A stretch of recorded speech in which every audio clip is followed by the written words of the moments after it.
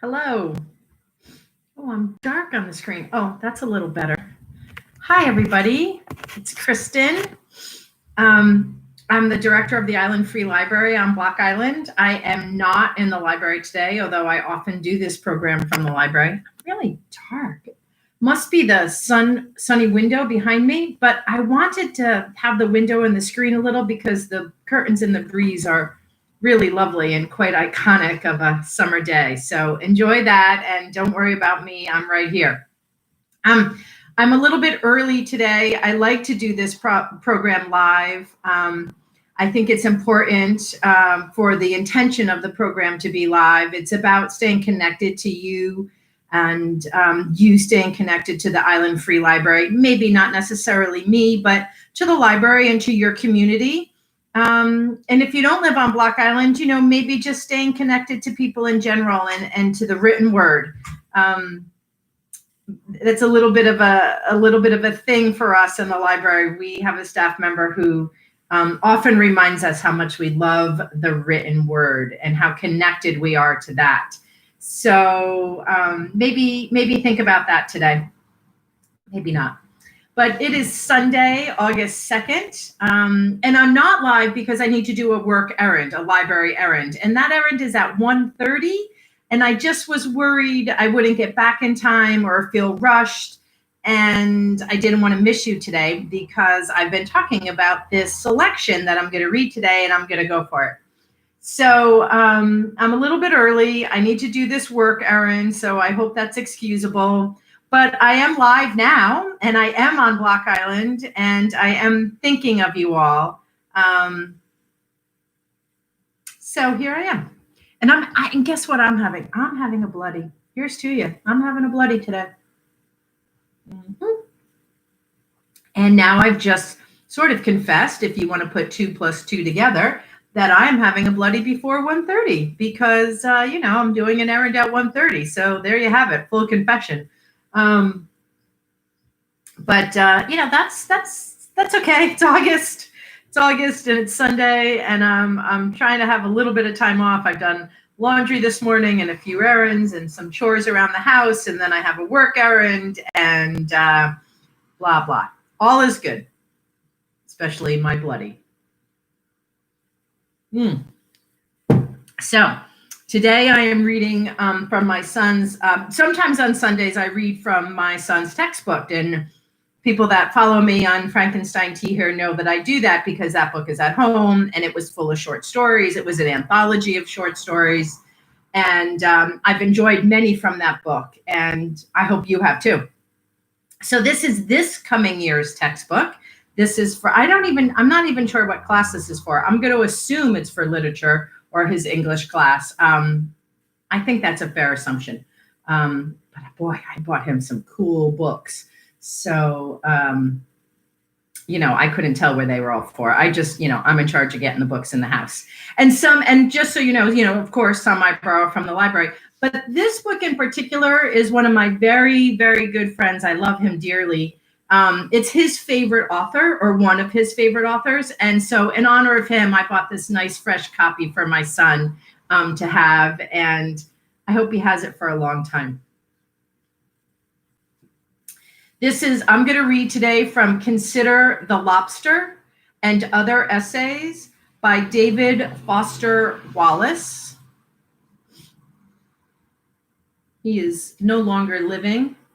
Somewhat of a tragic story, or I would say tragic. Maybe he wouldn't have, or maybe others wouldn't.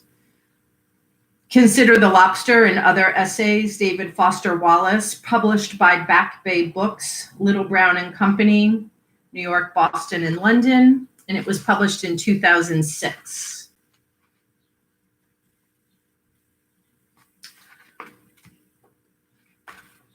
Nice new book. I hate to do that to my son before he even reads it, but I'll be gentle. I know how to be gentle, right? I'm the librarian. This selection is called Some Remarks on Kafka's Funniness, from which probably not enough has been removed. One reason for my willingness to speak publicly on a subject for which I am direly underqualified is that it affords me a chance to declaim for you a short story of Kafka's that I have given up teaching in literature classes and miss getting to read aloud. Its English title is A Little Fable. Alas, said the mouse, the world is growing smaller every day. At the beginning, it was so big that I was afraid. I kept running and running, and I was glad when at last I saw walls far away to the right and left. But these long walls have narrowed so quickly that I am in the last chamber already, and there in the corner stands the trap that I must run into. You only need to change your direction, said the cat, and ate it up. For me, a single frustration is trying to read Kafka with college students is that it is next to impossible to get them to see that Kafka is funny, nor to appreciate the way funniness is bound up with the power of his stories. Because, of course, great short stories and great jokes have a lot in common. Both depend on what communication theorists sometimes call exformation, which is certain quantity of vital information removed from but evoked by a communication in such a way as to cause a kind of explosion of associative connections within the recipient. This is probably why the effect of both short stories and jokes often feels sudden and percussive, like the venting of a long-struck valve. It's not for nothing that Kafka spoke of literature as a hatchet with which we chop at the frozen seas inside us. Nor is it an accident that the technical achievement of great short stories is often called compression, for both the pressure and the release are already inside the reader. What Kafka seems able to do better than just about anyone else is to orchestrate the pressure's increase in such a way that it becomes intolerable at that precise instant it is released. The psychology of jokes helps account for part of the problem in teaching Kafka. We all know that there is no quicker way to empty a joke of its peculiar magic than to try to explain it, to point out, for example, that Lou Costello is mistaking the proper name who for the interrogative pronoun who, and so on. And we all know the weird antipathy which such explanations arouse in us, a feeling of not so much boredom as offense, as if something has been blasphemed. This is a lot like the teacher's feelings at running a Kafka story through the gears of your standard undergrad critical analysis. Plot to chart, symbols to decode, themes to exfoliate, etc. Kafka, of course, would be in a unique position to appreciate the irony of submitting his short stories to this kind of high-efficiency critical machine, the literary equivalent of tearing the petals off and grinding them up and running the goo through a spectrometer to explain why a rose smells so pretty. Franz Kafka, after all, is the story writer whose Poseidon imagines a sea god so overwhelmed with administrative paperwork that he never gets to sail or swim, and whose, in the penal colony, conceives description as punishment and torture as edification, and the ultimate critic as a needled harrow whose coup de grace is a spike through the forehead. Another handicap, even for gifted students, is that, unlike, say, those of Joyce or Pound, the exformative associations that Kafka's work creates are not intertextual or even historical. Kafka's evocations are, rather, unconscious and almost sort of subarchetypal, the primordial little kid stuff from which myths derive. This is why we tend to call even his weirdest stories nightmarish rather than surreal. The exformative associations in Kafka are also both simple and extremely rich, often just about impossible to be discursive about. Imagine, for instance, asking a student to unpack and organize the various signification networks behind mouse, world, running, walls, narrowed, chamber, trap, cat, and cat eats mouse. Not to mention that the particular kind of funniness Kafka deploys is deeply alien to students whose neural resonances are American. The fact is that Kafka's humor has almost none of the particular forms and codes of contemporary US amusement. There's no recursive wordplay or verbal stunt pilotry, little in the way of wisecracks or mordant lampoon. There is no body function humor in Kafka, nor sexual entendre, nor stylized attempts to rebel by offending convention. No Pinchonian slapstick with banana peels or rogue adenoids. No Rothus priapism or Barthus meta-parody or Woody Allen type kvetching. There are none of the ba-ba-bing, ba-bang reversals of modern sitcoms, nor are there precocious children or profane grandparents or cynically insurgent coworkers. Perhaps most alien of all, Kafka's authority figures are never just hollow buffoons to be ridiculed, but are always absurd and scary and sad all at once, like in the penal colony's Lieutenant. My point is not his wit is too subtle for US students.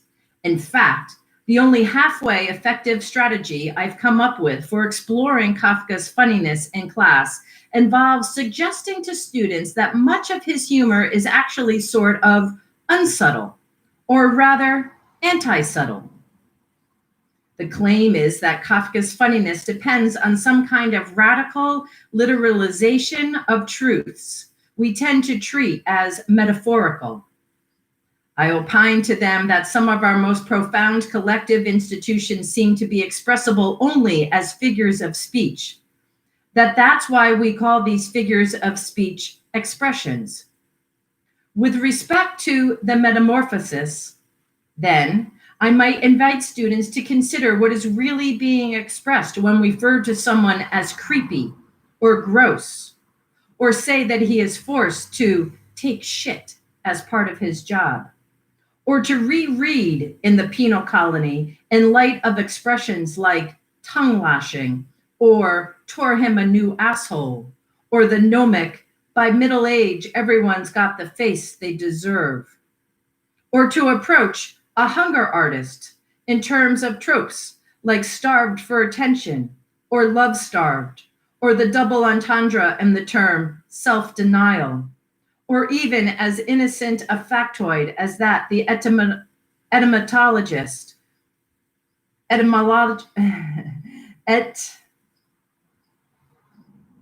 etymological root of anorexia happens to be the Greek word for longing. The students usually end up engaged here, which is great, but the teacher still sort of writes with guilt because the comedy acetylization of metaphor tactic doesn't begin to countenance the deeper alchemy by which Kafka's comedy is always also tragedy, and this tragedy always also an immense and reverent joy. This usually leads to an excruciating hour during which I backpedal and hedge and warn students that, for all their wit and exformative voltage, Kafka's stories are not fundamentally jokes, and that the rather simple and lugubrious gallows humor that marks so many of Kafka's personal statements, stuff like, "There is hope, but not for us," is not what his stories have not going on.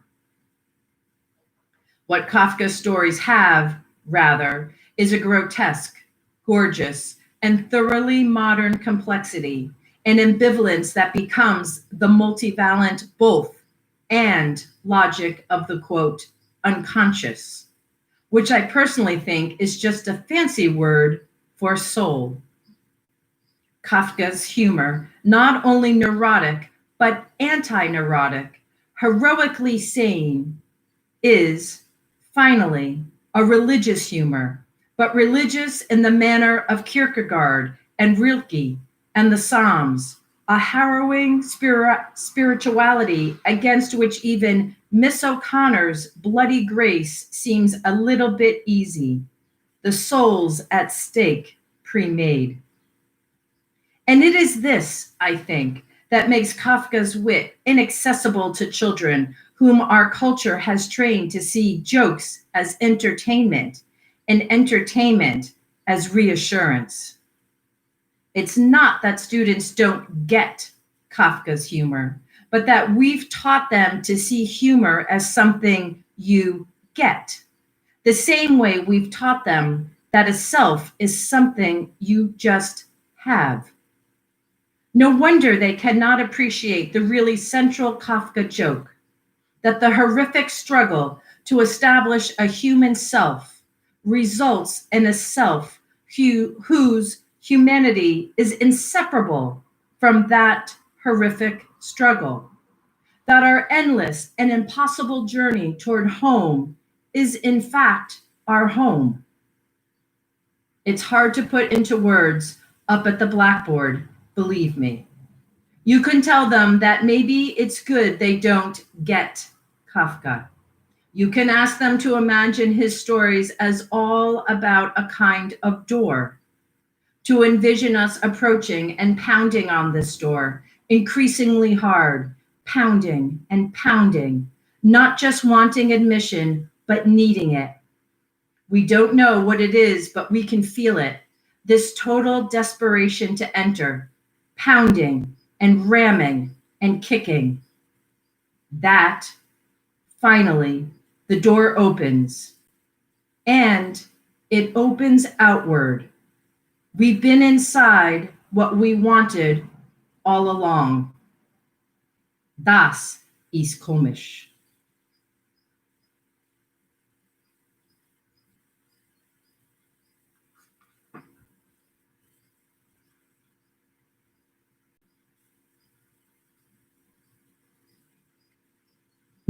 A little light reading for you on a Sunday afternoon. Listen again.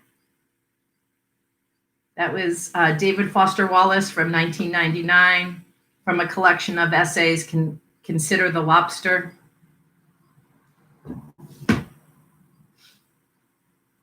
I read that earlier this week, and of course, I'm thinking about reading to you some Kafka. So tune in on Monday for perhaps a little more light reading. Have a great afternoon, everyone. Stay safe, mask up, wash your hands, keep your distance. Stay home if you possibly can. Thinking of everyone. Peace.